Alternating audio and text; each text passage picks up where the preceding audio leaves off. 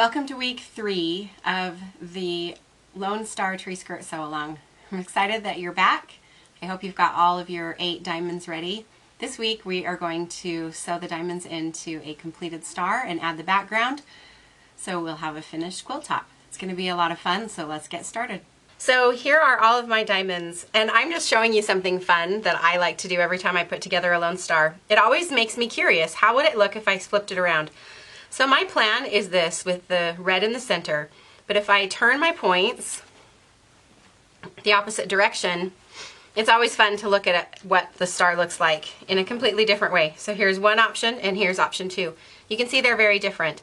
I'm going to keep my red points in the center because I'm using a red background for my star and I don't want to lose that final point in the end of at the end of the star. But that's just fun. You might want to take a look at that and see how it looks. Okay, so here are 2 large diamonds, or 1/4 of my star. We're going to be sewing these pieces into 2s. We're going to do that 4 times to create 4/4 of a star.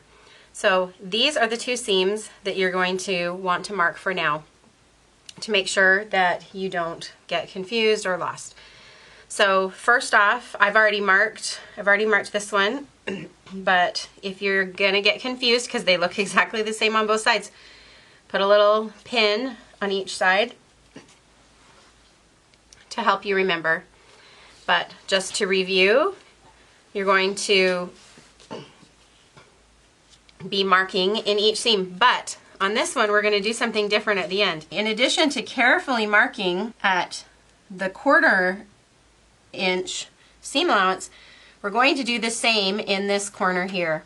So at a 1/4 inch in on both sides, I'm going to mark a dot that hopefully you can see that. But that 1/4 inch mark is going to be really important. Then you're going to continue on. You're going to mark the others and do that on both sides, and then you're going to pin. On this one, in addition to pinning at my 3 intersections here in the middle, I've pinned through my dots here at this end. And I just put an extra pin to secure the final diamond point, because sometimes at the end of that point it can kind of wander over and get a little bit wonky. So I put a pin there too, just to help make sure that I keep all of my fabric together. So we are going to sew together to create this seam, and the key is that we're always going to start here. We're going to start on the outside edge of the star and we're going to sew towards the center. One of the reasons we're going to do that is this point here is where we will start our needle, and that is so that we can add a Y seam for our background fabric, which isn't hard. It's going to work out great, I promise. So we're going to start at this point and we're going to sew towards the center on all of our sections. So I'm going to begin to sew the seam. I'm going to remove my pin so it's easier for me to see my mark here, and the goal is to get my needle down. You want your needle to be down right in that spot, right through their mark that you made. That means that you've got the 1/4 inch right there. I'm going to carefully sew a couple of stitches, and then I'm going to back stitch the same number. So I just back stitched 2 and it started coming forward again. And now just go down the entire seam just like you did before.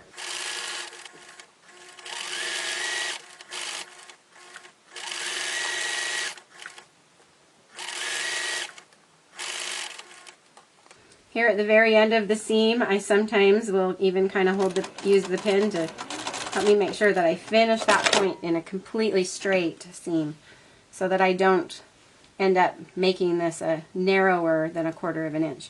So with that, we're going to press open and then we're going to continue with all of the other pieces. Okay, so here I have sewn these together, carefully pressed my seams open again. They're in sections, and so now it's time to do the same thing we just did along these 2 seams to sew it into half. I'm going to mark my points, remembering especially that this 1/4 inch is a really important spot. We're starting our seam there, and we're leaving a 1/4 inch open so that we can add a Y seam. One of the reasons you sew this direction is A, to not forget so you don't close this seam and have to unpick it later, but also sewing from the center of the star out can make it a little bit easier with the bias in the fabrics to spread the star. But if you sew from there in and you're careful with your points in the center, you should be able to avoid that experience. That's what is next, to do that and sew our 4 pieces into 2 halves. I've done that with the other half.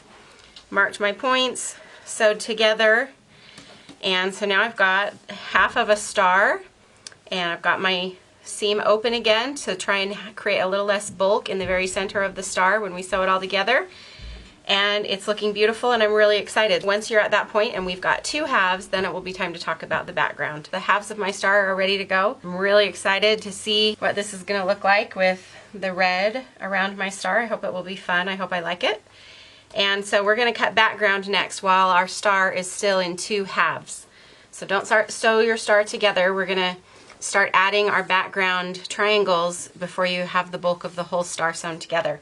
So the fabric that I'm using has a width of more than 40 inches. It's actually almost 42. So I can get about, it's actually more than 42. So I can get from my width 21 inches. So instead of cutting my star at just 20, I'm going to go ahead and cut, sorry, my background or my length here. I'm going to cut it 21 inches. And that gives me the opportunity to have a slightly larger square. This isn't necessary, just gives you a little more space, a little more room later for squaring things up at the end.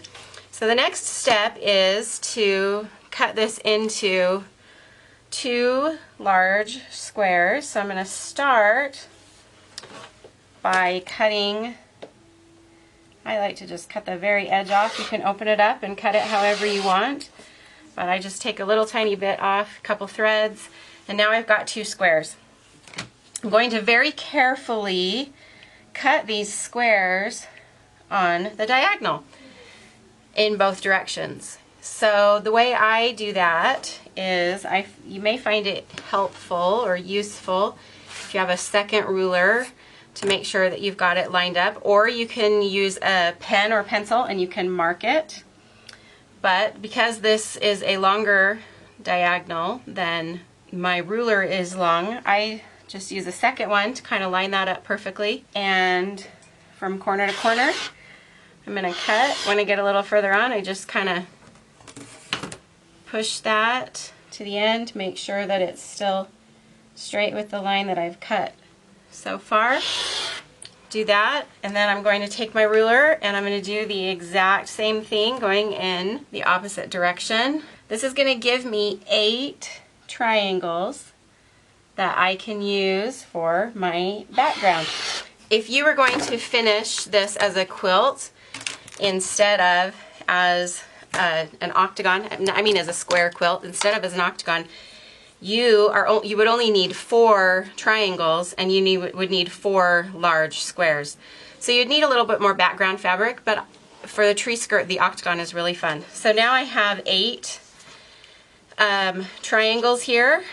I've got both sides, and one of the great things about this is that these are the bias lines, and this is the outside edge, and this is still good. So this is the outside edge that is going to be going around the outside of your tree skirt. We're going to sew into the seam these bias lines. So hopefully that, well, certainly it will help, especially when you're quilting your quilt, to know that all of the outside edges of your quilt have no bias around the outside. All the bias will have been sewn into the quilt.